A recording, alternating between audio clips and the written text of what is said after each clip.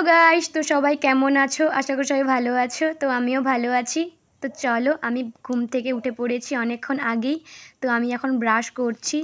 Brush complete করে আমি আমার খাওয়া দাওয়া সেরে আমি ছাদে চলে গেছিলাম। কিছু রং করার বাকি ছিল, কিছু রং করার বাকি ছিল বলতে দুটো খাঁচা রং করব আর কি। আর এই হলো সেই বদমাস যে আমার পেছন কোনোদিন ছাড়ে না, যেদিকে যাই পেছন পেছন ঠিক চলতেই থাকে। এই দুটো খাঁচা এখন আমি রং করব, তাই জন্যে আমি রং নিয়ে চলে এসেছি। এই যে রং আর এই যে তুলি, তাই রং তুলি নিয়ে চলে এসেছি। এখন আমি রং কমপ্লিট করব। আর তোমরা ভাবছো আমি খাঁচাগুলো রং করছি কেন? আমার বাকির দুটো খাঁচা নষ্ট হয়ে গেছিল, এই জন্য আমার বাপি নতুন দুটো খাঁচা এনেছে, তাই তাড়াতাড়ি নষ্ট না হওয়ার কারণে আমি রং লাগিয়ে দিচ্ছি। তো রং করা আমার কমপ্লিট। তো রং কমপ্লিট করে আমি নিচে চলে গেছিলাম।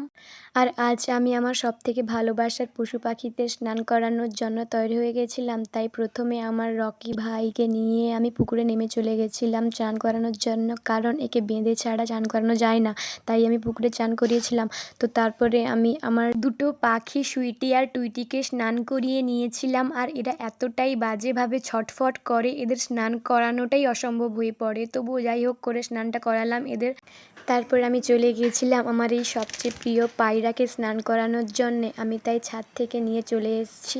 তো এ নিজেই বুঝতে পেরেছে যে আমাকে আজকে যাই হোক করাবে, তো তাই আমি চান করাতে নিয়ে চলে গেছি। আর এতটাই ছটফট করছে যে একে ধরে রাখা মুশকিল। আমার সমস্ত ভালোবাসার পশু পাখিদের স্নান করানোর পরে আমি নিজে চলে যাই স্নান করতে। তো স্নান করে খেয়ে দিয়ে আমি চলে গেছিলাম ঘুমাতে। আর ঘুম থেকে উঠে পড়ি, আর ঘুম থেকে উঠে আমি ভাবছিলাম যদি কিছু খাওয়া যেত তাহলে ভালো হতো। তাই আমি টুক করে উঠে ফুচকা নিয়ে চলে এসেছি। তো চলো ফুচকাটা আমি এখন খেয়ে নিই, তারপরে তোমাদের সঙ্গে কথা বলবো। আর সত্যি ফুচকাটা এত সুন্দর করেছে তোমাদেরকেই বলবো। ফুচকা খেয়ে আমি চলে গেছিলাম ঘুরতে। আর এই হচ্ছে সেই বনু যার বাড়িতে একটা খুব সুন্দর বিড়াল এনেছে। তো চলো আমি তোমাদের সঙ্গেও শেয়ার করি বিড়ালটা।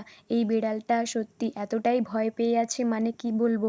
আর ভয় পাওয়ার কারণ হচ্ছে আমি ঘুরতে গেছিলাম, একা নয়, আমার সঙ্গে আমার রকি ছিল, তাই ওকেই দেখে এতটাই সে ভয় পেয়ে আছে। আর এই রকম বিড়াল যদি কেউ নিতে চাও তাহলে কমেন্ট বক্সে কমেন্ট করে যেও। ব্লগটা এই পর্যন্ত। তো চলো পরের কোনো একটা ভিডিওতে আবার দেখা হচ্ছে। টাটা।